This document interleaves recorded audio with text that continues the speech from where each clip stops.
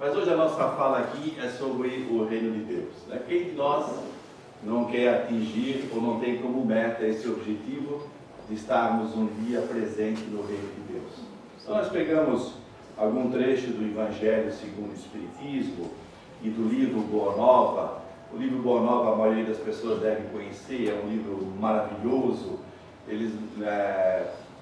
O irmão X, né, Humberto de Campos, escreve pela pena de Chico Xavier este livro, e ele nos traz tópicos e passagens extremamente interessantes sobre a vida de Jesus, dos apóstolos. Um dos momentos mais lindos do livro é quando Jesus vem recolher o Espírito de Maria, sua mãe, no momento de desencarne. É um livro maravilhoso que aconselhamos a todos ler e estudar, e tão belo que ele é. Mas vamos tentar buscar então o reino de Deus. O conceito de reino de Deus vem do Antigo Testamento, com a instalação de Israel em Canaã. Yahvé é reconhecido como seu rei e mais tarde como rei de todas as nações. Nesse pequeno apanhado que nós estamos vendo, né? Moisés liberta o seu povo do jugo dos egípcios e leva para aquilo que ele prometeu, a terra prometida. Moisés não falava no reino de Deus, mas falava numa terra que era a terra dos judeus, que jorrava leite e mel. Então Moisés consegue fazer esse grande trabalho, né? Extraindo um povo que estava escravo dos egípcios por mais de 300 anos, e leva a essa terra que foi dado o nome de Canaã, né? E quando os judeus chegaram lá, obviamente que nós estamos passando e pulando aqui etapas longas, porque a história do povo hebreu ela é muito longa. Mas chegando lá naquela terra em Canaã, Yahvé, que era o espírito protetor do povo hebreu da época, é reconhecido como o rei, né? O rei de todos os judeus e de todas as nações, porque o povo hebreu sempre se considerou o povo eleito. Portanto, o povo hebreu iria comandar todo o planeta Terra, todas as nações. Portanto, Yahvé tinha que ser também, além do rei dos hebreus, o rei de todas as nações. Então, o que aconteceu junto ao povo hebreu? Foi introduzido o regime monástico em Israel. A realeza humana passa a ser considerada uma participação da de Yahvé, o rei davídico, sentado no trono régio do Senhor como seu representante. Portanto, quando o povo hebreu estipulou que seria um reinado onde o rei comandaria todo o povo hebreu, o rei tinha este poder porque ele era diretamente constituído por Yahvé, né, que seria o Deus egípcio, o Deus hebreu. E obviamente que nós vamos ver essa situação depois também transferida para o resto do planeta, né? Assim, a maioria dos povos que tem um rei também definiu o rei como representante de Deus na terra. Todos os reis europeus, eles se auto-intitulavam representantes de Deus na terra, que não poderiam ser contestados de forma nenhuma, que todos os habitantes daquele reino deveriam prestar um juramento de morte ao seu rei. Então nós podemos observar como esta ideia do rei de uma nação ser o representante direto de Deus. As infidelidades dos reis denunciadas pelos profetas e sobretudo a queda da monarquia favorecem a espiritualização do tema e contribuíram para que se pensasse na realização do reino de Deus nos fins dos tempos. Então nós começamos a observar aqui que já correm mais alguns anos, né? E as dificuldades dos reis davídicos em relação a subornos, a mortes, a assassinatos. Por quê? Porque esses reis davídicos, né, os reis do povo hebreu, eram nada mais do que homens. Nós sabemos que eles não eram representantes do Deus na terra. E assim como homens, todos eles falharam nos diversos reinados. E essas falhas eram sistematicamente acusadas pelos profetas. Porque se havia o rei davídico que comandava o povo, os profetas em Israel, no povo hebreu, eles eram muitos muito mesmo respeitados. Não tinham mando nenhum, mas o povo adorava os profetas. Eles viam no profeta realmente o seu representante divino, e não o rei. E o que acontecia é que esses profetas acusavam os reis pelas suas falhas. E essas diversas acusações fizeram com que o povo perdesse a confiança no seu rei.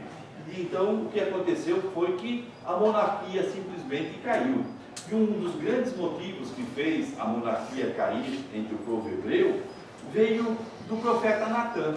O profeta Natã, ele era extremamente adorado pelo povo. E um dia, este profeta, ele pede uma audiência pública ao rei Davi. Uma audiência pública era exatamente isso. O rei se apresentava perante o povo e perante aquele que pedia a audiência pública. Não era uma audiência reservada, onde o rei iria discutir com aquele indivíduo. Não, o profeta Natã pede uma audiência pública para o rei. E o rei era obrigado a conceder essa audiência pública. Então foi marcada a audiência, sentou-se o rei Davi, todo o seu séquito, o povo à frente, tudo esperando a fala. Então Natã chegou para o rei e disse: rei, eu tenho uma proposição a lhe falar, a lhe dizer. Muito bem, disse o rei, então diga.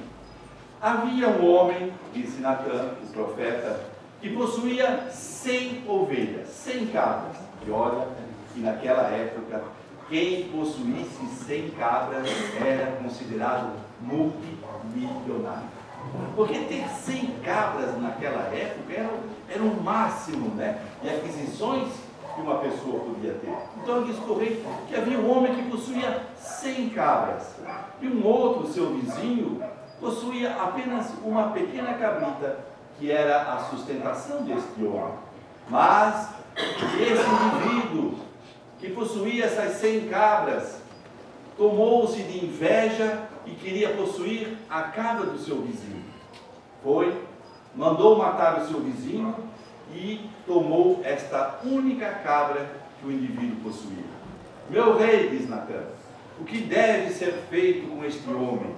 Aí o rei se levanta do trono e faz aquele discurso maravilhoso que a gente é acostumado a ouvir por enquanto por aí também, né? Ele faz aquele discurso de honradez, de que esse indivíduo não poderia cometer tal ato, e fala sobre a justiça, sobre a honra, e fala. E o profeta Natã ficou ali do ladinho, né? Deixando o rei falar. E o rei pensando, agora eu vou falar para o meu povo, e eu vou mostrar o que é a verdadeira justiça. E falou, e o profeta Natã ficou ali aguardando. De repente o rei não tinha mais palavras, olha para o profeta e diz assim: e eu, o que eu tenho com isto? Aí Natã diz: pois este homem és tu. Por quê? A história diz que o rei Davi se apaixona pela mulher do seu general. E o rei, ele que era rei, possuía um harém de 100 esposas. Ele já possuía um harém de 100 esposas, mas vai e se apaixona pela esposa do seu general, que era Urias. Ele se apaixona por Betsabá, que era a esposa deste general. Então este rei não sabia o que fazer para tomar a esposa deste seu general. O que ele faz? Ele arranja uma encrenca com o povo vizinho e inventa uma guerra. E chega para o seu general e diz: meu general, né, Urias, sonhei esta noite que esta guerra está tranquila, nós vamos vencer. Iam vencer de qualquer maneira, porque o povo possuía um exército muito pequeno. A guerra ia se resolver em pouco tempo. Mas o rei dizendo para Urias que ele teve um sonho, e que neste sonho, para que a guerra fosse vencida, ele deveria ficar na linha de frente do combate. Vocês sabem como era uma guerra naquela época? Com lanças e espadas. Todos os homens que ficavam na linha de frente eram os primeiros a morrer, a desencarnarem. Não havia outra situação. Esse general, ele iria desencarnar sem sombra de dúvida. Não tinha como ser diferente. E o general sabia disso. Mas ele, como era um general, um homem honrado, disse: Davi, se esta é a tua vontade, assim o farei. E assim foi feito. Ele fica na linha de frente e em 5 minutos ele estava desencarnado. Com esse desencargo, então, o rei Davi consegue tomar a esposa de Urias. Então, essas situações todas, acusadas pelos profetas, levaram aos hebreus a dizer, não adianta ter um rei desta maneira, porque todos os reis são corruptos, todos trabalham única e exclusivamente para si, e assim o próprio povo então derrubou a monarquia em Israel. Os judeus, nos tempos de Cristo, entenderam um reino messiânico, isto é, uma nova era em que Yahvé, o Deus de Israel e do mundo, tendo triunfado dos seus inimigos, que eram também os inimigos do povo eleito, havia de implantar o seu reinado no universo, estabelecendo a supremacia política e religiosa deste povo. Não podemos nos esquecer do contexto histórico. Os judeus normalmente estavam em guerra com todos os povos. E chega um momento, antes da vinda de Jesus, que Roma, com o seu poderoso e imenso exército, invadiu toda aquela região, né, da Palestina, ali onde estavam com os árabes, e tomaram conta de todos eles. E os judeus ficaram com ódio tremendo dos romanos. Mas o exército romano naquela época era imbatível, não havia como lutar contra um exército tão grande e tão terrível que era o exército romano. A notícia que se tem daquela época, que apenas um pequeno conglomerado judeu conseguiu durante 10 anos lutar contra o exército romano. É como se hoje nós fôssemos lutar contra o exército americano, por exemplo, não haveria o que fazer. Os americanos, o exército americano toma conta do país, né? E em Massada houve uma pequena rebelião. Então, essa pequena tribo judaica se instalou sobre o topo de um grande morro. Lá eles reservaram comida, reservaram água, as chuvas naquela época, ali naquele local, caíam frequentemente, então eles tinham como reservar água. Então permaneceram ali em Massada por 10 anos. Mas o que aconteceu nesses 10 anos? Os romanos chegaram para tomar conta de Massada, mas o caminho era extremamente estreito. Apenas um homem de cada vez passava. E toda vez que um soldado romano tentasse passar, ele era morto, não havia o que fazer. Mas os romanos observaram que ao lado do topo do morro onde estava Massada, havia um outro morro. O que os romanos fizeram durante 10 anos? Tiravam o barro daqui e botando na encosta deles. Tiravam o barro daqui e durante 10 anos fizeram uma larga rampa onde passava um pelotão completo. Levou 10 anos, mas eles construíram essa rampa, subiram e foi um extermínio, né? Mataram mais de 900 pessoas que estavam lá em cima em Massada. Então, nós precisamos entender um pouco do ódio que os romanos, que os hebreus tinham do povo romano. Portanto, esta ideia de que o reino seria um reino messiânico é muito normal quando nós começamos a raciocinar como o povo daquela época. Mas vamos em frente. O que seria a fundação do reino de Deus propriamente dita, né? E essa ideia da fundação do reino de Deus começou com João Batista, o precursor do mestre, que dizia: arrependei-vos, porque está próximo o reino dos céus. Então esta era a fala de João Batista, apenas ele dizia: está próximo o reino dos céus. Mas aonde fica essa proximidade, né? Será que o reino dos céus está aqui à minha direita? Ou está à minha esquerda? Está à minha frente? Está às minhas costas? Todos eles não tinham uma ideia muito clara dessa proximidade do reino dos céus, né? Nós não podemos esquecer que João Batista começou a falar antes de Jesus, a pregar o seu evangelho um pouco antes de Jesus, né? E a fala de João Batista refere-se à vinda de Jesus. Isso é que nós precisamos entender, né? Porque Jesus é muito claro no seu evangelho, quando ele diz que eu sou o caminho, a verdade e a vida, e ninguém chegará ao Pai senão por meu intermédio. Então o que João Batista estava dizendo é exatamente isso, que o reino dos céus está próximo, mas está próximo pela vinda de Jesus, que vai nos dar o caminho de chegar ao reino de Deus. E é isso que nós vamos tentar entender. E o reino de Deus conforme Jesus? O que nós encontramos no Evangelho, na fala de Jesus, sobre o reino de Deus? Nós vamos lá ver em Mateus, no capítulo 6, no versículo 33, que Jesus fala: buscai primeiro o reino de Deus e a sua justiça.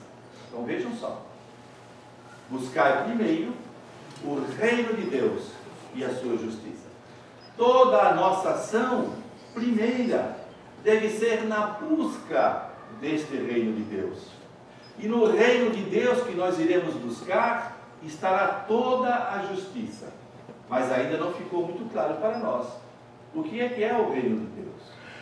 Pela fala de Jesus, nós podemos fazer muitas elucubrações, muitos raciocínios, podemos pensar sobre muitas coisas, muitas maneiras.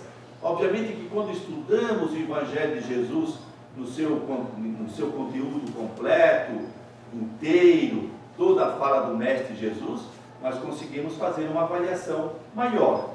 Mas, por esta pequena frase de buscar primeiro o reino de Deus e a sua justiça, não fica muito claro para nós ainda. Depois, em Lucas, no capítulo 17, no versículo 20, Jesus vem dizer que o reino de Deus não vem com aparência exterior. Não é algo que nós vamos enxergar simplesmente como belo. Nós precisamos buscar o reino de Deus, talvez, em um local que seja muito lindo, muito belo.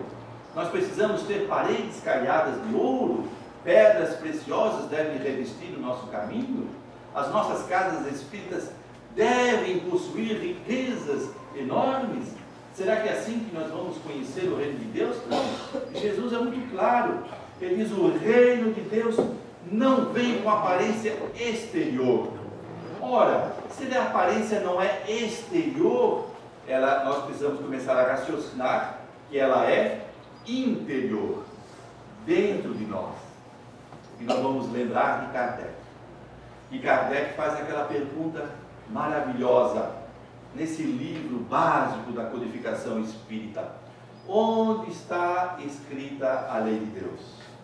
E os Espíritos respondem: na consciência. Na consciência está escrita a lei de Deus. Então Jesus aqui afirma que o reino de Deus não vem com aparência exterior, mas a lei divina está na nossa consciência. Nós podemos começar a linkar o reino de Deus com a nossa consciência. O que nós estamos escolhendo para nós? Quais são as nossas escolhas? Nós já conseguimos entender a afirmação de Paulo, quando ele diz que tudo me é lícito, mas nem tudo me convém. Que qualquer coisa eu posso fazer, mas não me convém fazer qualquer coisa. E nós precisamos começar a cometer os nossos atos pela nossa consciência, pela lei de Deus que está gravada dentro de nós. Portanto, nós precisamos entender que nós somos o resultado de nós mesmos. Nós somos os nossos criadores. O criador da nossa felicidade, obviamente que nós somos filhos de Deus, Nós não somos criadores, mas nós somos criadores da nossa felicidade ou da nossa infelicidade. Somos nós que estamos trabalhando para construir a paz interior dentro de nós. Somos nós que estamos, através dos nossos atos, das nossas ações, da nossa vivência, do grande exercício da convivência, construindo ou não a nossa felicidade. E depois Jesus diz: o reino de Deus está no meio de vós. Está aqui. Ele está tão próximo, então. Se João Batista dizia que ele está próximo, Jesus afirma que ele está no meio de nós. Está presente em nós. Se nós começarmos a olhar o mundo, o planeta, o universo, o que nós descobrimos? Deus como Criador do universo. Qual é o entendimento que nós temos de Deus? Muitos de nós ainda entendem o Deus tribal. O meu Deus da minha religião é bom, mas o Deus da religião dele já não é tão bom assim. O meu Deus me dá felicidade, mas que ele quebre a parte, eu não estou nem preocupado. Eu quero que o meu Deus faça de tudo para mim, mas que esqueça o dele. Não. nós precisamos ver que Deus é o Deus universal. Ele é o Deus do planeta Terra, mas é o Deus de todos os planetas desta nossa constelação, de todas as constelações desse universo. Deus é o Deus universal. E Jesus é o governador do nosso planeta. Quando nós lemos lá no livro A Caminho da Luz, né, pela fala de Emmanuel Tombella, que Deus recebe, que Jesus recebe de Deus este planeta para cuidar, porque ele é um espírito evoluído na nossa concepção espírita. Portanto, ele que dirige a este planeta e a todos nós. Por isso que precisamos entender a fala de Jesus, quando ele diz que eu sou o caminho, a verdade e a vida, e ninguém chegará ao Pai, porque todos nós trabalhamos para esse nosso destino, chegar ao Pai. E depois, Jesus ainda afirma que aquele que não nascer de novo não pode ver o reino de Deus. Portanto, para nós conseguirmos ver este reino de Deus, serão necessárias múltiplas encarnações. Porque a cada encarnação nós iremos progredindo paulatinamente. Não é da noite para o dia. Não podemos imaginar que todos nós vamos sair desta casa hoje e amanhã acordar um espírito perfeito. Não. Amanhã nós continuaremos sendo exatamente como nós somos. Um pouquinho melhores, porque estamos adquirindo um pouco mais de conhecimento, mas nada mais. Mas o conhecimento ainda, normalmente, ele fica no nosso intelecto. E do nosso intelecto ele tem que passar para os nossos corações. Quando chegar nos nossos corações, chegar nas nossas mãos, através da atividade, principalmente do grande exercício da convivência que nós temos que ter. Porque Jesus é muito claro, ele afirma que devemos amar a Deus sobre todas as coisas e ao próximo como a nós mesmos. Mas como é que nós vamos amar o nosso próximo? Quando Jesus nos dá esta afirmação, nós temos uma história muito longa de 2000 anos. Se nós realmente estivéssemos praticando isso, não teríamos criado a Primeira Guerra Mundial, nem a Segunda, o nosso planeta não estaria em tantas guerras, e nós vamos vendo guerras pipocando aqui e lá, porque se nós amarmos a Deus sobre todas as coisas e ao próximo como a nós mesmos, como é que nós vamos ferir? Como é que nós vamos ter ódio daquele que nós amamos? Não pode ser assim. Então nós estamos neste processo de evolução, mas ele se dá de uma forma paulatina. De cada encarnação nós vamos progredindo um pouquinho aqui, um pouquinho ali, um passo de cada vez. Cada dia nós vamos conseguindo nos tornar seres humanos melhores, mas não com aquela velocidade que nós gostaríamos. Porque nós somos ainda espíritos de terceira ordem, nós somos espíritos ainda muito inferiores, nós estamos trazendo de encarnações passadas paixões que nos ligam ainda muito à materialidade. Nós ainda confundimos felicidade com prazer. Tem indivíduos que ainda têm a felicidade, ou acham que a felicidade está no copo de bebida, mas quando acaba a bebida, acabou a felicidade, porque não era felicidade. A felicidade é algo muito mais abrangente. Então o indivíduo tem um prazer no copo de bebida, tudo bem, né? Quem é que não gosta de comer um prato de feijoada? A gente vai lá, come aquela feijoada, mas quando acaba a feijoada, o que fica? A depressão pós-prato, né? Porque o prato foi, a feijoada também, e agora a gente dá aquele sono, aquela preguiça, a gente só quer saber de dormir, né? Mas foi felicidade? Não, foi um prazer. Nós tivemos prazer na alimentação. Aliás, o ser humano tem prazer na alimentação. Por que nós temos prazer na alimentação?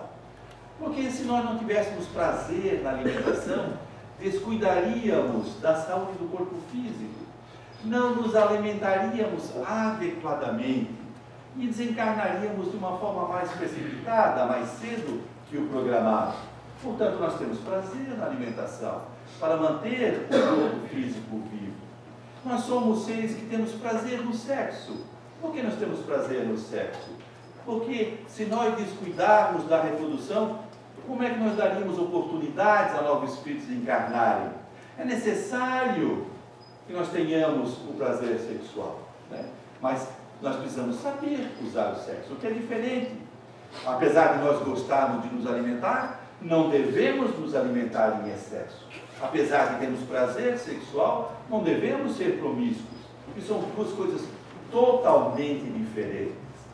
Mas, para ver o reino dos céus, como afirma Jesus, é necessário nascer de novo. Depois, em Mateus, no capítulo 5, no versículo 20, Jesus disse: se a vossa justiça não exceder a dos escribas e dos fariseus, de modo algum entrareis no reino dos céus. Na primeira diáspora dos judeus, eles ficaram muito tempo, 50 anos mais ou menos, junto aos babilônios. E lá eles aprenderam uma lei muito interessante, né? O olho por olho, dente por dente. Mas depois, na segunda diáspora, os judeus ficaram 300 anos vivendo com os hebreus.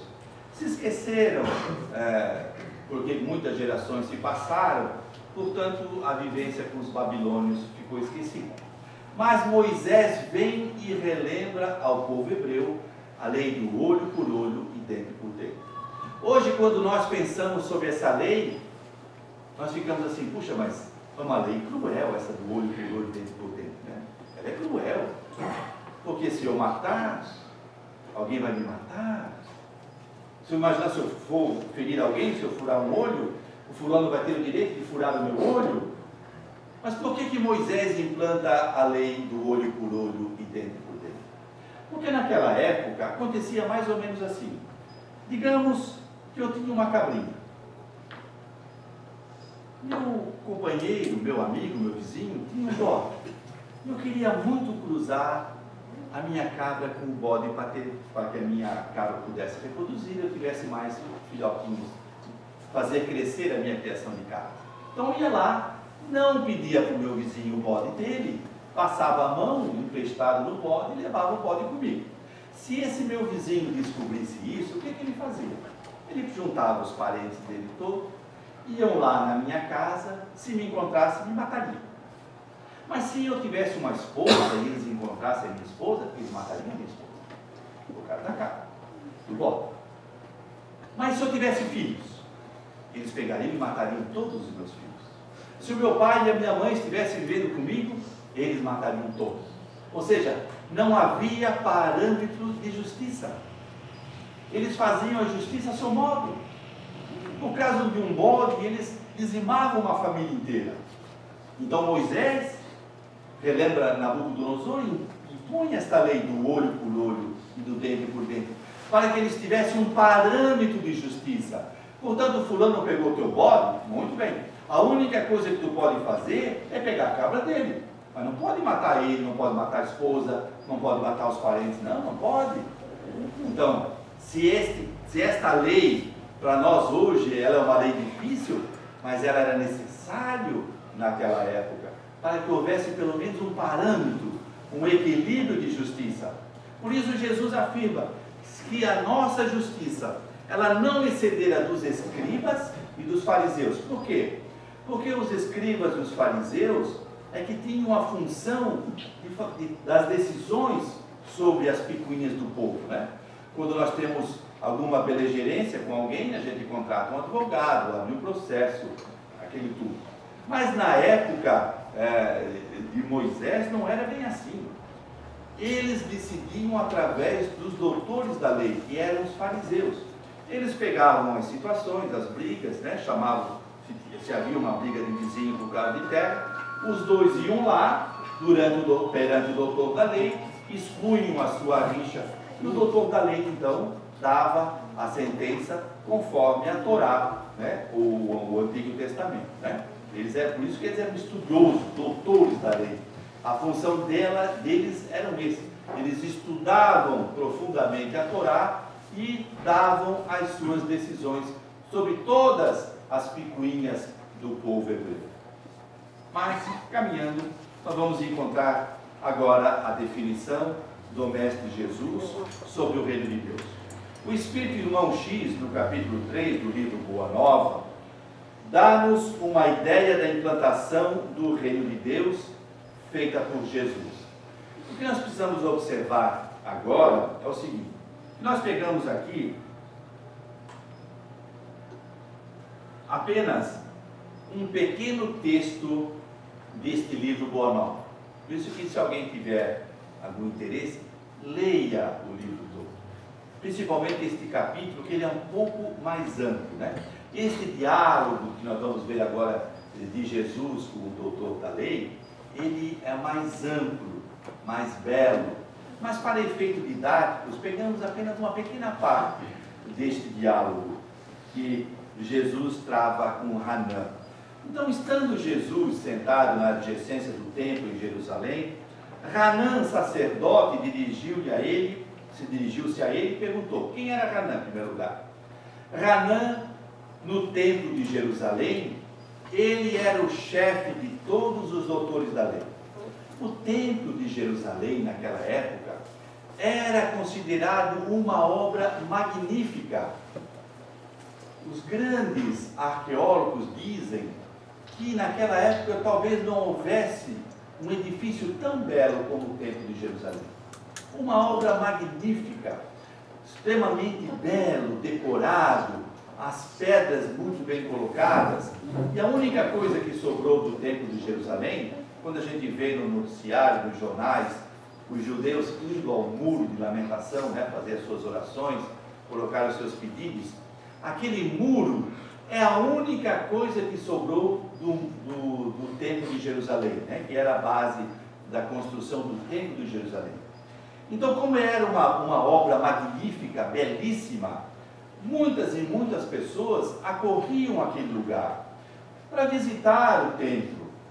Eles faziam peregrinações, iam lá para discutir as suas desavenças com os doutores da lei. Então, o templo de Jerusalém normalmente era coberto, era apinhado, pessoas por todos os lados vindo visitar o templo de Jerusalém. E Hanã, esse sacerdote, é o mesmo doutor da lei que vem depois acusar a Jesus para que ele fosse crucificado. Porque Pilatos simplesmente lava a mão e diz: não encontro culpa neste homem. Mas Hanã vem e impõe a crucificação, né, para Pilatos, obrigando que os romanos o levassem ao Gólgota, ao morro da caveira, para que fosse crucificado. Então, este é o mesmo sacerdote que acusa e cobra a morte de Jesus. Então, estando Jesus nas adjacências do templo em Jerusalém, o Hanã, o sacerdote, dirigiu-se a ele e lhe perguntou: Galileu, o que fazes na cidade? Então vamos agora nos reportar a uns 2000 anos atrás, até a este momento, lá no templo de Jerusalém. Hanã, o sumo sacerdote do templo, vestindo uma paramenta muito bela daquela época.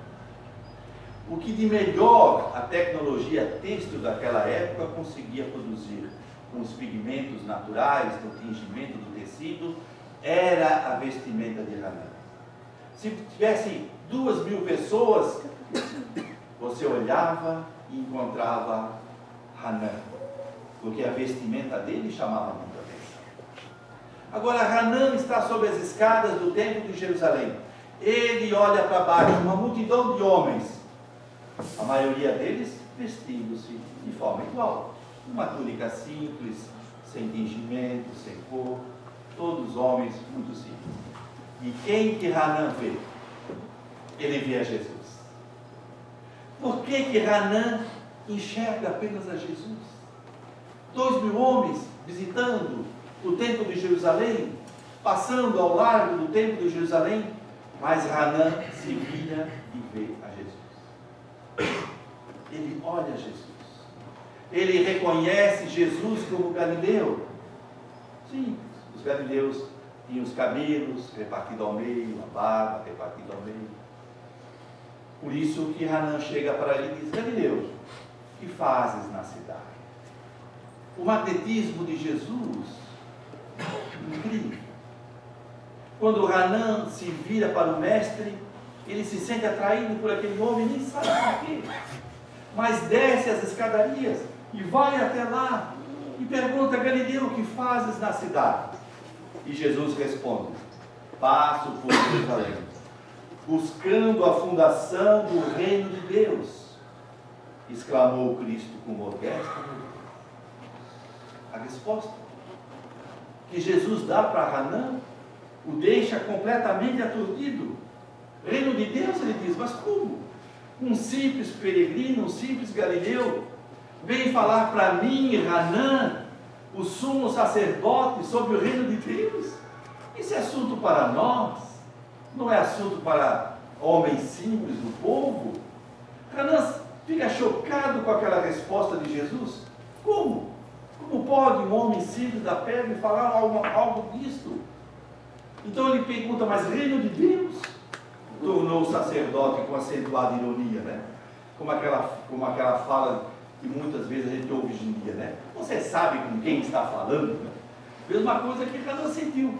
Chega para Jesus e diz, mas como? Como é que pode? Como é que você pode imaginar que você, né, um homem simples do povo, vai querer implantar o reino de Deus aqui? Então, o reino de Deus tornou o sacerdote com acentuada ironia. E que pensas tu o que venha a ser isso? Aí a resposta de Jesus é incrível. Ela é clara. Quando ele diz, esse reino é obra divina no coração dos homens. Vejam só, o reino de Deus é obra divina nos corações dos homens.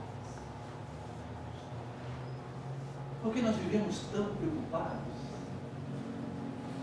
Por que nós estamos correndo tanto a nossa vida cheias de preocupações materiais? Se nós aprendermos então que o reino de Deus é obra divina, e esta obra divina nos nossos corações, esta obra vai falhar? Uma obra divina falha? Uma obra divina tem defeitos? Não. O reino de Deus é obra divina e vai ser dos nossos corações. Mas é obviamente que nós somos partícipes deste processo da construção do reino de Deus nos nossos corações. É preciso que nós venhamos a abrir os nossos corações. É preciso que nós venhamos na busca da construção deste reino de Deus. Mas não é não nos aviltando, não é na maneira como nós estamos vivendo esta vida tão materializada do dia a dia, nesta busca incessante pela matéria, nesta ideia errônea de que a felicidade está nas coisas materiais. Não. Nós precisamos nos despertar como seres imortais que somos. Precisa ficar bem claro para todos nós que nós não somos esse corpo físico. Somos espíritos imortais, que vestimos o corpo físico, a ferramenta necessária à nossa evolução. Mas não somos o corpo. Portanto, precisamos ter este olhar, de ouvir essa mensagem do Cristo, de que o reino de Deus é obra divina nos nossos corações.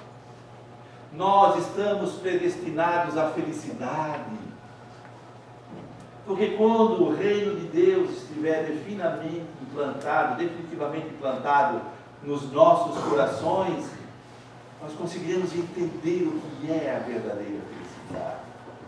Nós vamos conseguir entender o amor que Jesus veio nos ensinar.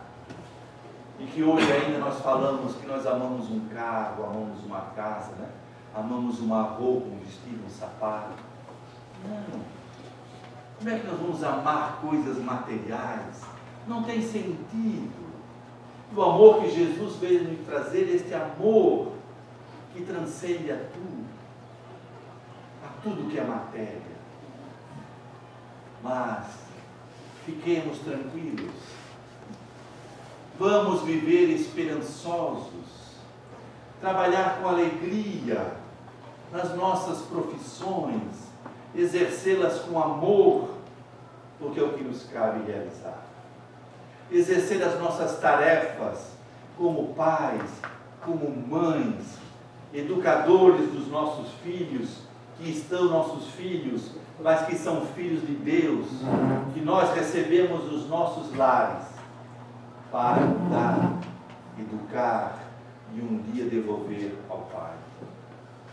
Devemos cada vez mais trabalhar com amor e com alegria onde nós estivermos, na sociedade, nas ruas, nos shoppings, nas filas de bancos. Nós devemos procurar a felicidade e sorrir cada vez mais no grande exercício da convivência, dentro dos lares, nas agremiações religiosas, dentro do movimento espírita, amando e vivendo, aprendendo cada vez mais. Meus irmãos, era o que nós tínhamos para hoje. Muito obrigado.